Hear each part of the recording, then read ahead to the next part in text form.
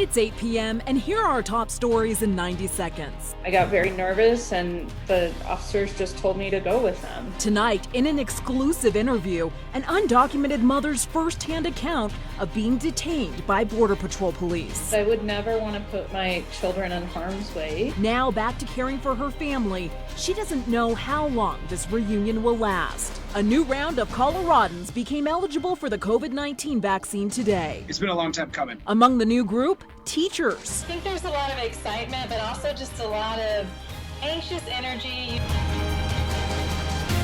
Happening right now, an ongoing public debate about group living zoning changes in Denver. I've been living, I guess, illegally for 17 years in this neighborhood. We look into the controversial proposal that has many of you fired up. Plus, for people on unemployment, tax return season may seem like a nightmare. An awful lot of people will end up having some taxes owed on those benefits. What you can do right now to prepare. And coming up later, a group of local young women are proving the Eagle Scouts aren't just for the boys anymore. In life, I feel like we regret the things that we decide not to do versus the ones we ultimately do. Good Monday evening, and thank you for watching Denver7 News on Local 3. I'm Jessica Porter. We want to get straight to our top story. A passionate conversation about group living zoning changes continues right now at the Denver City Council meeting. There are over 100 people speaking in the public comment section right now, and over 1,000 comments have already been submitted. The current rules say no more than 2 unrelated adults can live in a detached single-family home. City Councilwoman Jamie Torres says that becomes a problem when you have a group of people who are chosen family. Torres backs a change to allow up to 5 unrelated people to live in a household. This is a critical decision for us to be able to keep folks housed who need to be housed and to remove judgment from our community planning and development zoning process. A group called Safe and Sound Denver has launched a petition drive against the changes.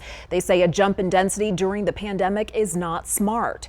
Turn over to Channel 7 at 10 for Denver7 News at 10 for an update on the group living zoning changes. A similar effort is also again underway in Boulder. A group called Bedrooms Are for People want to change zoning rules so homes can be occupied by as many people as there are bedrooms plus 1 other person. Organizers believe they had made the ballot last year only to learn the city had given them the wrong guidelines. But Bedrooms Are for People officially launched the signature gathering process today. Anyone interested in signing on should visit their website. New at 8, Winter Park is reporting an outbreak of COVID-19 cases among resort employees. The resort says this has not been a result of contact with visitors, yet has been a result of contact by employees outside of work. This does not seem to be impacting operations at the resort.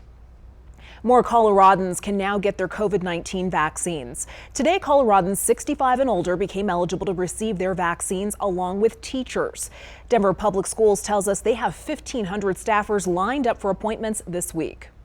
I think there's a lot of excitement, but also just a lot of anxious energy. There's still a lot of people who don't know when they will get their appointment, so they're waiting patiently to see if they get that text message or that phone call. The state's goal is still to vaccinate 70% of those 70 and older by the end of February. You'll find more resources on thedenverchannel.com. We are hearing more experts come forward saying they believe the COVID vaccine will be something you get annually like the flu. Their concern is the increasing numbers of COVID variants. Dozens of variant cases have been identified in Colorado. The actual number is hard to estimate. The state only tests a small number of COVID samples. Many variants can be transmitted more easily. They may also be more resistant to the current vaccines, meaning you'd need to get an updated vaccine each year for full protection. 10% of the U.S. population has now received its first shot, including millions of people in nursing homes. The next phase of the effort is likely to include NFL stadiums. President Biden took a virtual tour of a large-scale COVID-19 vaccination site at an NFL stadium in Arizona today. The league said it plans to offer all of its stadiums as vaccination sites, including Empower Field. For weeks, we've worried about people not having access to the vaccine, but tonight we're hearing concerns from people who have a ticket to the front of the line, but are choosing not to use it. Here is Denver7's Russell Haythorne.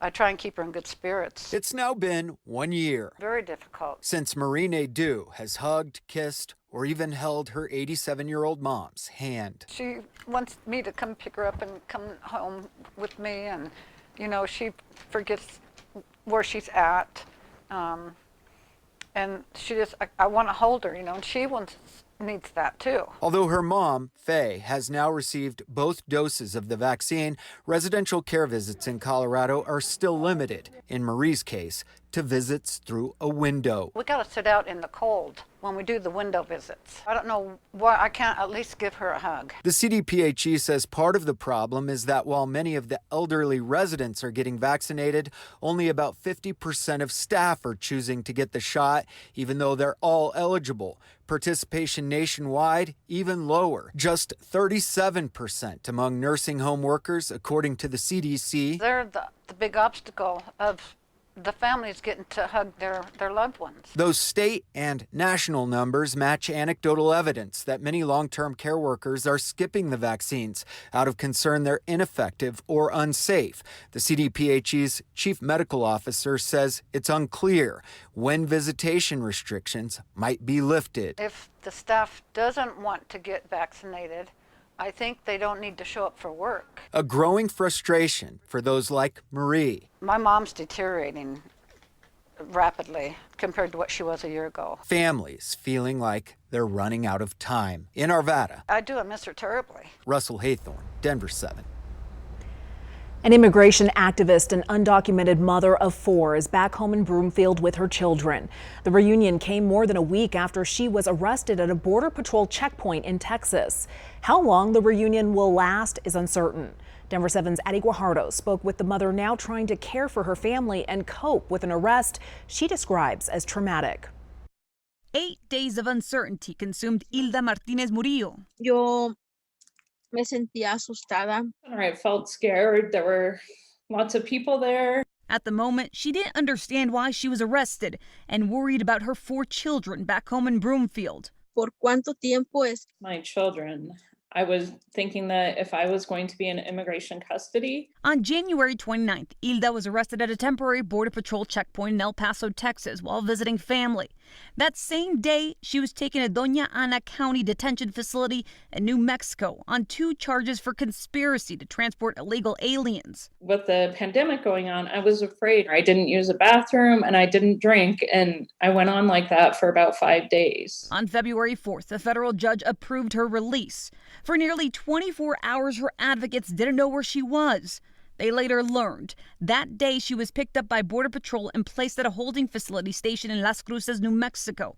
On February 5th, she was taken to the hospital and later released. On February 7th, she finally arrived home. Me dijo, mami, no te vuelvas a ir. And my little one said, Mom, don't ever leave me again. The charges Hilda faces are serious. She gave people a ride without asking if they had papers or wondering, without regard to their status. Hilda came to the U.S. in 2012 seeking asylum.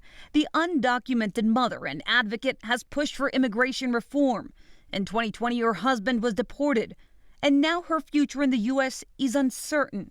Her worries and time in jail keep her up at night. Fue un trauma. Trauma, fear. A nightmare. It was very dirty in there. She says at one point she was in a cell with 7 other people. We were in a small cell with people not wearing masks. Hilda says she's innocent. It may look bad to some people, but I didn't do anything to harm anyone or to break the law. Her future will be decided in court. Tough decisions lie ahead.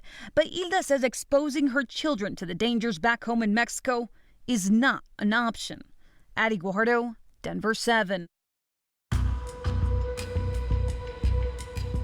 Not coming through with the money we need. Unemployed Coloradans feel like the state is letting them down as the problems mount. At this point, there's no urgency on their end. They give us a date and they're like, okay, deal with it. Tonight, Contact Denver7 is not giving up on you. Going to the state once again to try and get questions answered. Bitter cold over parts of Colorado. It's coming our way along with some snow later this week.